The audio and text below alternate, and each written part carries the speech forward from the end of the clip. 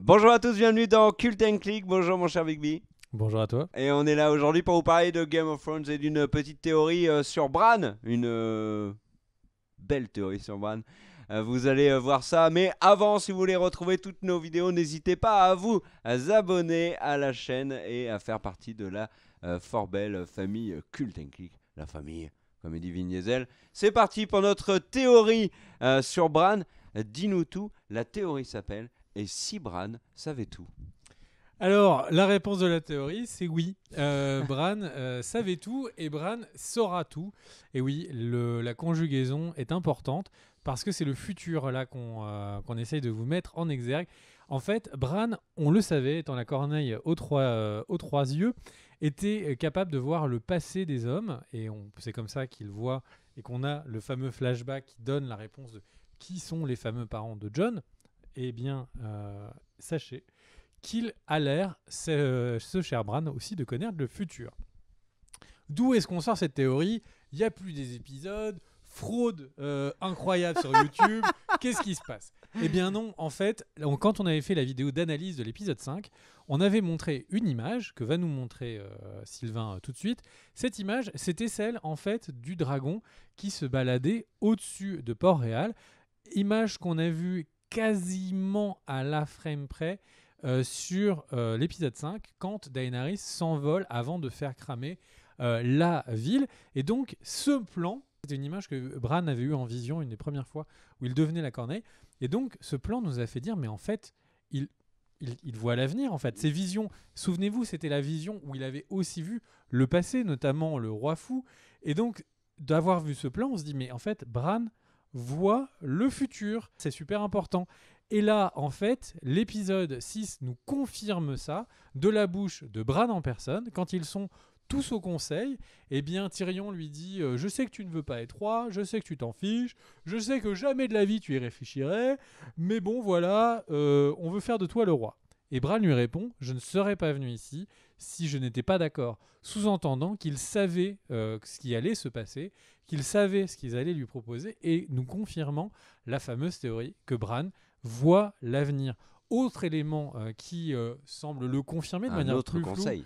mais c'est un autre conseil, celui avec Bronn, le grand maître Argentier. des écus, et également Tyrion. Et là, en fait, Tyrion est avec tout le monde, et donc là, ils disent tous Long live the king, longue vie au roi. Et Tyrion lui dit ne t'inquiète pas, cela deviendra mieux. Et Ils seront meilleurs. tout cela sera meilleur, tout cela sera mieux. Et Tyrion dit avec ce petit sourire en coin, Bran, pardon, Je n'en oui, doute pas. je n'en doute pas, sous-entendant que oui, il le sait. Alors, Et il alors, le sait ou alors il n'en doute pas vraiment. Mais avec Bran, ça peut avoir une double donc très signification. concrètement, là, si on prend ces trois éléments-là, la réponse de la série a l'air d'être extrêmement claire. Bran voit l'avenir. Mais si du coup Bran voit l'avenir, c'est ça qui est incroyable, c'est que si Bran voit l'avenir, ça veut dire que les possibilités sur la table sont que en fait, quand il s'est mis à avoir ses visions, il savait que la longue nuit ne durerait qu'une petite nuit, une petite nuit blanche, mais pas plus, et c'est pour ça qu'il était serein dans le bois, et que du coup, quand il regarde le Night King, il sait très bien que il le regarde avec détermination, qu'en fait, il n'a rien à craindre parce que Arya arrive. Ça veut dire aussi qu'il sait que la ville va brûler, que c'est pour ça qu'il était bien au chaud à Winterfell. Et c'est incroyable, ça veut dire que c'est un peu le plan de Doctor Strange dans Avengers, c'est-à-dire qu'il voit toutes les possibilités du futur, et en l'occurrence, Bran les laisse. Spoil pas Avenger. Non, je ne spoil pas le Endgame, mais en tout cas Infinity Wars.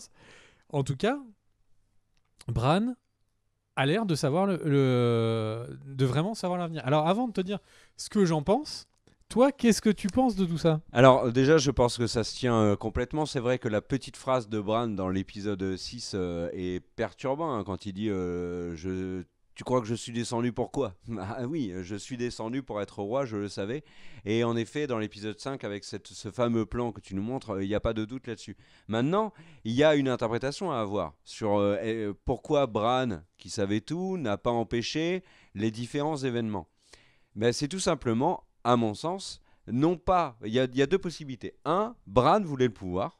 Maintenant qu'il est la corneille, maintenant qu'il a le savoir, il peut estimer que lui, avec la sagesse et les connaissances qu'il a, peut mieux gouverner le royaume que tous ceux qui sont en train de s'entretuer pour l'avoir. Et il a donc laissé tout ce petit monde s'entretuer pour lui récupérer le trône et faire à sa sauce. C'est une possibilité, mais je n'y crois pas. Moi, mon idée, c'est que Bran savait que ça allait se passer comme ça, savait qu'il devait laisser Daenerys détruire Port-Réal, Jon tuer Daenerys, Jon se sacrifie, puisque Jon se sacrifie d'une certaine manière, puisqu'il part ensuite au-delà du mur. Tout ça pourquoi ? Parce que Bran savait que c'était la meilleure chose à faire.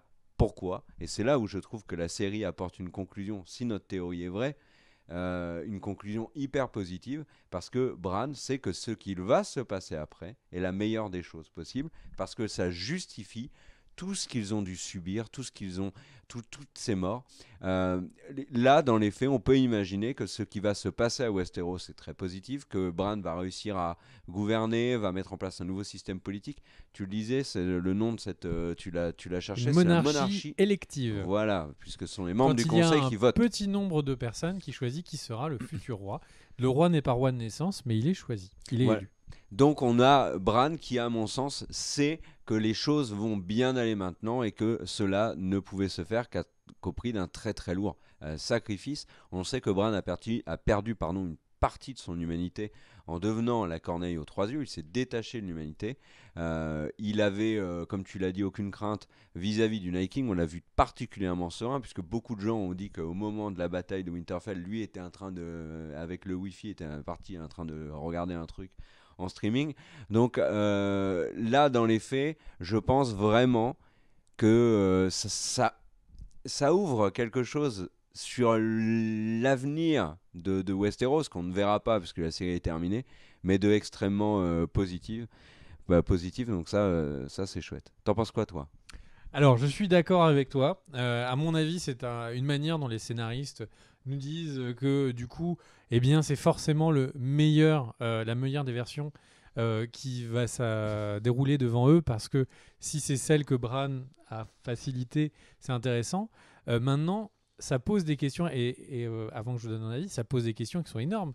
Ça veut dire que, est-ce que si Bran avait dit non, mais en fait, il faut que je sois dans la cuisine de Winterfell, et puis en fait, ils auraient pu tuer le roi de la nuit plus tôt. Ils auraient pu lui dire non, mais en fait, le roi de la nuit va passer par-ci, par-là. Là, vous lui donnez un petit coup de dague et c'est réglé. Pourquoi est-ce qu'il a dû laisser la moitié des troupes de Dany mourir ? Est-ce que c'était vraiment choisi pour que justement Bah oui, il n'y ait puis pas la de mort problème de derrière ? Jorah, pareil. Et du coup, en fait, ça laisse se poser des questions sur le fait qu'en fait, il ne connaîtrait pas seulement l'avenir, mais il connaîtrait aussi toutes les possibilités de l'avenir.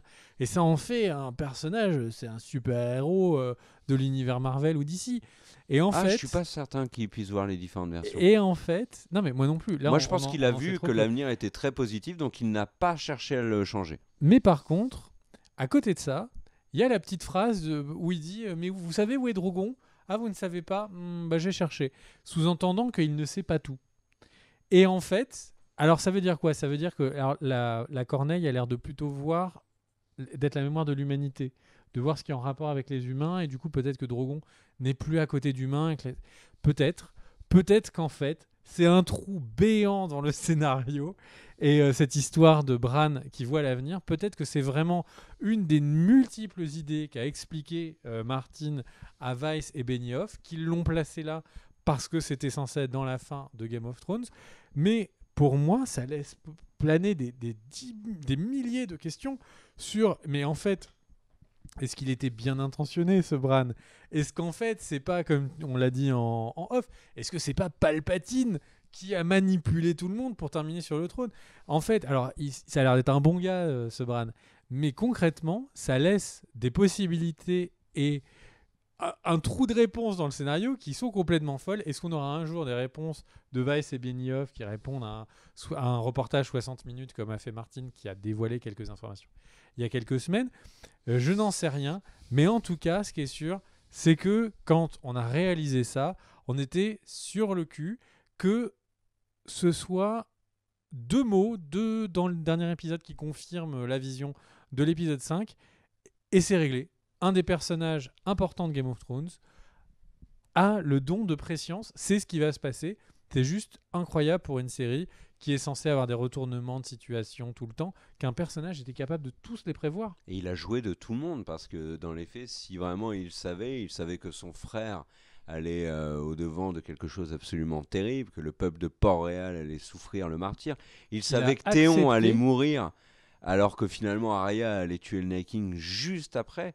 Il y a beaucoup de gens qui ont dit que Théon était mort pour rien. J'avais vu plusieurs personnes dans les commentaires de la chaîne dire non, le fait que Théon meure, ça renforce le sentiment du Night King d'être absolument intouchable et donc d'être moins attentif.